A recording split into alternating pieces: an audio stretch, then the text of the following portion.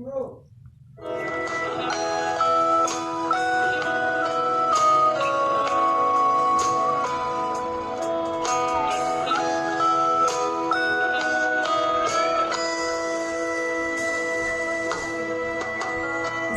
thiêu bầu tung mặn xe cần na angam ka pawngah Jesuh a om ka kal akut nem te in a ka pom a ka zau khen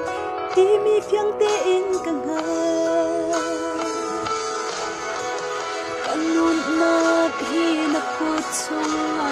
om him te in a ka zau khen na ka ve ka kal ka chi lâu ka phang ti lâu a dung zalin Jesuh khrih ka pawngah a om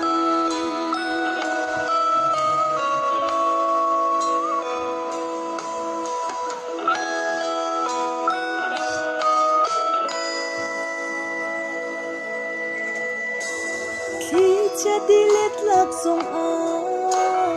him te in ka nun na vek ka ngal boy pa thiên phan nak lung re thei na ka ton zong na na ko hu pheng ti mi ka ha ka nun na hi na ko chung a om him te in na ka zau khen na ka ve ka hal ka chi lâu ka phang ti lâu a dung zalin Jesuh khrih ka pawngah a om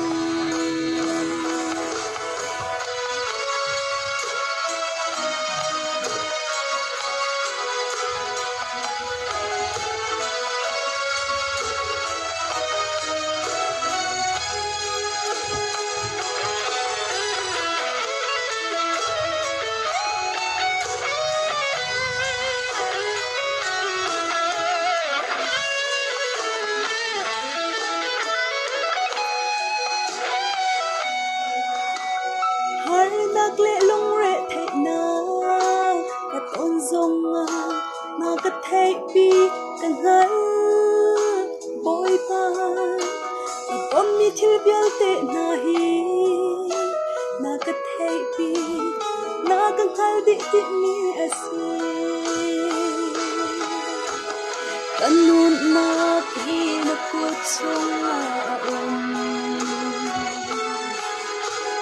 him te in na ka zau khet na ka ve ka hal ka ti lâu ka phang ti lâu a dung zalin Jesuh khrih ka pawngah a om kanun na hi na ko chung a om him te in na ka zau khet na ka ve ka hal ka ti lâu ka phang ti lâu a dung zalin Jesuh khrih ka pawngah a om